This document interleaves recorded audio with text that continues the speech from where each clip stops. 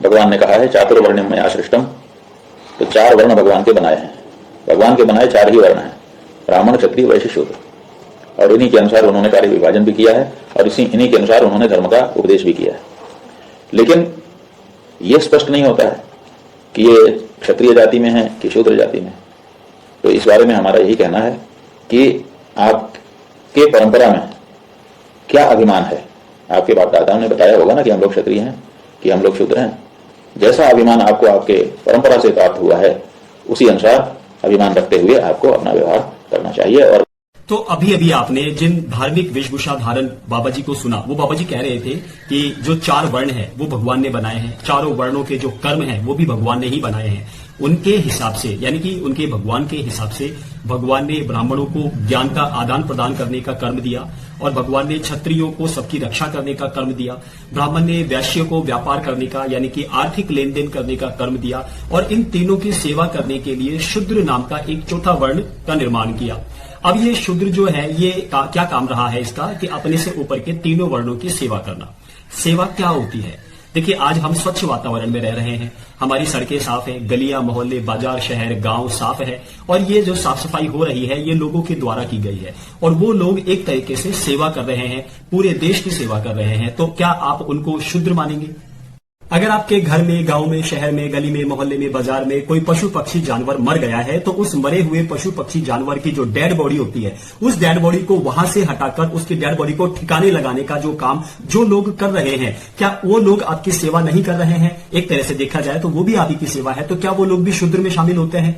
आपके पैर मिट्टी में, कीचड़ में, गंदगी में खराब ना हो जाए, गंदे ना हो जाए, आपके पैर में कोई कांटा या कांच या कोई कंकर चुभ ना जाए, आप लहूलुहान ना हो जाओ, इसीलिए कुछ लोगों ने मिलकर चमड़े का काम हाथ में लिया और आप लोगों के लिए चमड़े की चप्पल, जूते बनाई। जिन पतलून को पहनने के लिए आप कसने के लिए बेल्ट का इस्तेमाल करते हैं, वो बेल्ट भी चमड़े से बना हुआ है। तो एक तरीके से ये लोग भी मरे हुए पशुओं का, जानवरों का चमड़ा निकालकर आप लोगों को सुरक्षा प्रदान कर रहे हैं, आपके जीवन को सुविधा प्रदान कर रहे हैं। तो ये भी आपकी सेवा ही कर रहे हैं। तो क्या इन सब लोगों को आप शूद्र कहेंगे? चलिए बात को थोड़ा आगे बढ़ाते हैं। मैं वैसे एक शिक्षक हूं, मैं बच्चों का पढ़ाने का काम करता हूं, तो पढ़ाते समय मैं भी हमारे देश की सेवा कर रहा हूं, बच्चों को पढ़ा रहा हूं, उनको ज्ञान प्रदान कर रहा हूं। हाँ, ये बात अलग है कि मैं भी बाकी लोगों की तरह अपना पेट भरने के लिए पढ़ाने के बदले में ट्यूशन फी लेता हूं, तो मैं भी एक तरीके से सेवा कर रहा हूं। तो एक शिक्षक को भी क्या शूद्र की श्रेणी में डाला जाएगा? और बात करते हैं बहुत सारी, अगर मान के चलो हम किसी अस्पताल में गए, किसी वैद्य के पास, किसी डॉक्टर के पास, वहां जाकर हमने हमारी बीमारी का इलाज कराने के लिए उससे जो सेवाएं ली है, तो क्या सेवा देने वाला वो डॉक्टर, उसका पूरा स्टाफ, पूरा हॉस्पिटल का स्टाफ शूद्र की श्रेणी में आता है? ऐसा मैं नहीं कह रहा हूं, ऐसा मैं सोच रहा हूं।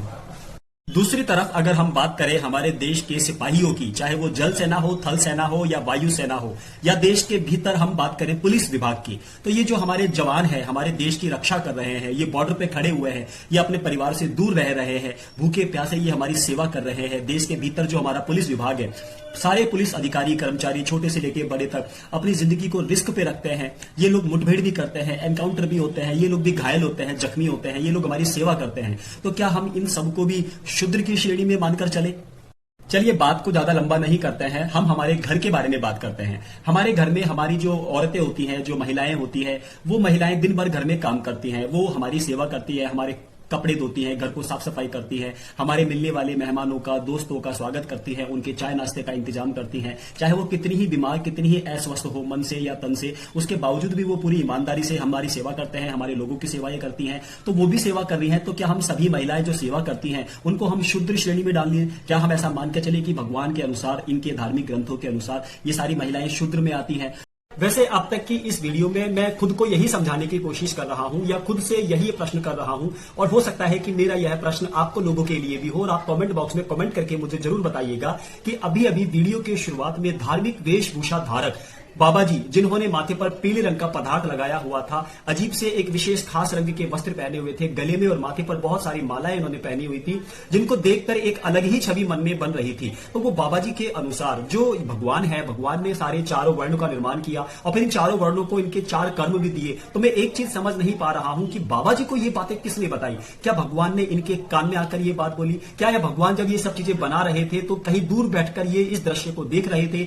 इनको कैसे पता चला, या इनके जैसे बहुत सारे लोग हैं हमारे देश के अंदर। हर शहर, हर गली, हर मोहल्ले में कहीं ना कहीं इनका एक ठिकाना होता है जहां बैठकर ये इसी तरह का धार्मिक ज्ञान देते हैं। ये दावा करते हैं कि भगवान ने ही उपदेश दिए हैं, भगवान ने ही शास्त्र बनाए हैं, भगवान ने ही वर्ण बनाए हैं, वर्णों के कर्म बनाए हैं, जातियां भी भगवान ने बनाई है। तो मैं यही जानने की कोशिश करता हूं कि इनको ये सब चीजें कैसे पता है। क्या डायरेक्ट भगवान ने इनको बताया या इनसे पूछ कर भगवान ने सब चीजें तैयार की है। आप जब भी ऐसे धार्मिक प्रवचन करने वाले लोगों से कोई भी प्रश्न करोगे तो इनका जवाब सिर्फ एक ही होगा कि यह सब हमारे धर्म शास्त्रों में लिखा हुआ है। अब एक बात बताइए कि जिन धर्म शास्त्रों का ये हवाला देते हैं, ये धर्म शास्त्र लिखे किसने हैं? भाई लिखे भी इन्हीं लोगों ने हैं यार। अब ये खुद ही लिखते हैं, खुद ही बोलते हैं, खुद ही बताते हैं और हमसे उम्मीद करते हैं कि हम इनकी लिखी गई बातों को, इनकी बोली गई बातों को, इनके प्रवचनों को बिल्कुल सच मान ले, यानी कि ये जो कह रहे हैं वही सच है। अगर हम प्रश्न करेंगे तो इनकी नजरों में हम लोग आस्तिक नहीं है, नास्तिक है, इनकी नजर में हम लोग अधर्मी है, ऐसा ये लोग मानकर चलते हैं। अब एक बात आप खुद सोचिए, एक तरफ अगर इनकी एक बात को सच मान लिया जाए कि ये पूरी दुनिया जो है किसी भगवान ने, ईश्वर ने, अल्लाह ने, खुदा ने बनाई है, तो हम सबको भी उन्होंने ही बनाया होगा। हमारे शरीर को, हमारी आंख, नाक, कान, मुंह, हाथ, पैर, शरीर के एक एक अंग को उन्होंने ही क्रिएट किया होगा। तो उन्होंने हमारी बुद्धि को भी हमारे दिमाग में डाला। अब बुद्धि को क्यों डाला? सिर्फ इसलिए डाला कि ऐसे धार्मिक प्रवचन करने वाले लोग धर्मशास्त्र का हवाला लेकर कुछ भी तुमको बोलेंगे, तुम्हें सिर्फ ये करना है।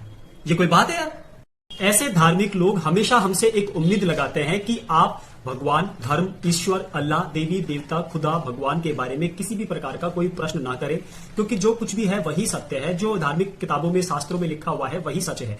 एक बात बताइए, एक तरफ ये धार्मिक प्रवचन करने वाले लोग हैं जो बुद्धि का प्रयोग ना करने के लिए कहते हैं, और एक तरफ भारतीय संविधान निर्माता डॉक्टर बाबा साहेब भीमराव अंबेडकर है, जिनके खुद के पास 32 डिग्रियां थी, जो 9 भाषाओं को बोल सकते थे, जिनको विश्व रत्न कहा जाता है, ज्ञान का प्रतीक कहा जाता है, बोधिसत्व कहा जाता है। ऐसे तमाम उपाधियां इनके पास में है। आज हमारे पास जो हमारी खुद की भारतीय करेंसी है, भारतीय रुपया है, वो भी डॉक्टर अंबेडकर की लिखी हुई पुस्तक के थीसिस के आधार पर है। डॉक्टर अंबेडकर को हम एक महान अर्थशास्त्री भी कह सकते हैं, एक महान बुद्धिजीवी भी कह सकते हैं, एक अच्छे वक्ता और प्रवक्ता भी कह सकते हैं। डॉक्टर अंबेडकर ने कभी कोई चुनाव नहीं जीता, कभी कोई सफेद कुर्ता पजामा नहीं पहना, कभी धोती टोपी नहीं पहनी, उसके बावजूद भी देश के, विश्व के जाने माने नेताओं में इनका नाम आता है। हमारे स्वतंत्र भारत के प्रथम कानून मंत्री रहे। कानून मंत्री बनना कोई छोटी मोटी आसान चीज थोड़ी है, बहुत बड़े लेवल की बात है। एक ऐसे देश का कानून मंत्री बनना जो देश सैकड़ों सालों की गुलामी के बाद आजाद हुआ हो, और आजाद भारत में तमाम जातियों धर्मों के लोगों के रहने के बावजूद उनको एक कानून के अधीन रखना, ये कोई आसान काम नहीं है। डॉक्टर अंबेडकर ने ही हमारे देश के अंदर सभी भारतीयों को वोट डालने का अधिकार दिलवाया, और उनके इस वोट डालने के अधिकार की बदौलत ही देश के अंदर जमीनी स्तर पर प्रत्येक भारतीय समान हो गया। यानी कि अब इन धार्मिक प्रवचन करने वाले लोगों के भगवान के बनाए गए 4 वर्णों की कोई वैल्यू नहीं रह गई है। अब ब्राह्मण, क्षत्रिय, वैश्य और शूद्र चारों समान है, चारों को वोट डालने का अधिकार है। मैं इस वीडियो में बार बार डॉक्टर अंबेडकर का नाम नहीं लूंगा, क्योंकि डॉक्टर अंबेडकर का मात्र नाम लेने से ही लोगों की धार्मिक भावनाएं आहत होने की संभावना रहती है। लेकिन मैं ये बताना जरूर पसंद करूंगा कि भारत के संविधान सभा की प्रार्थ समिति के अध्यक्ष रहे डॉक्टर बाबा साहब भीमराव अंबेडकर ने ही मौलिक अधिकारों में एक स्वतंत्रता का अधिकार भी दिया था, और उस स्वतंत्रता के अधिकार में धार्मिक स्वतंत्रता का अधिकार भी दिया है। तो आपको जो धार्मिक स्वतंत्रताएं हैं वो भारत के संविधान से आपको मिली हुई है, और भारतीय संविधान के निर्माता है डॉक्टर बाबा साहेब भीमराव अंबेडकर। वीडियो को एंड करने से पहले मैं यह निष्कर्ष तक पहुंचने का प्रयास कर रहा हूं कि अक्सर हमें बताया जाता है कि हमारे देश के इतिहास में आए हुए विदेशी आक्रांताओं ने देश को गुलाम बनाया और अपनी सत्ता को बनाए रखने के लिए देश के लोगों पर अत्याचार किए, उनके शोषण किए, देश को जातियों में बांटा, किसी को सिर पर मैला रखकर ढोने के लिए मजबूर किया, किसी का जनेऊ भंग करवाया, किसी को मरे पशु पक्षियों की डेड बॉडीज को उठाकर जंगलों में ले जाकर पटकने के लिए मजबूर किया, किसी को चमड़ा करने का काम करने के लिए मजबूर किया। तो ऐसा हमें बताया जाता है। लेकिन एक बात सोचिए कि इसी वीडियो के स्टार्टिंग में अभी एक धार्मिक प्रवचन करने वाले व्यक्ति ने हमें बताया कि उनके धर्मशास्त्रों का उपदेश जो है वो साक्षात भगवान ने दिया है, भगवान ने ही वर्ण बनाए हैं, भगवान ने ही वर्णों के कर्म डिसाइड किए हैं, भगवान ने ही जातियां बनाई हैं। तो आप ये सोचिए और कमेंट बॉक्स में बताइए कि हमें जो बताया जाता है कि हमारे देश में लोगों को जातियों में विदेशी आक्रांताओं ने बांटा, वो सही है, या फिर इसी वीडियो के स्टार्टिंग में जो धर्म प्रवचन करने वाले जो महाव्यक्ति हैं, क्या इन महान व्यक्ति के अनुसार भगवान ने जातियां बनाई, वर्ण बनाए, कर्म बनाए? तो ये डिसाइड आपको करना है। मैं इस वीडियो के जरिए आप तक ये प्रश्न छोड़ के जा रहा हूं। फिर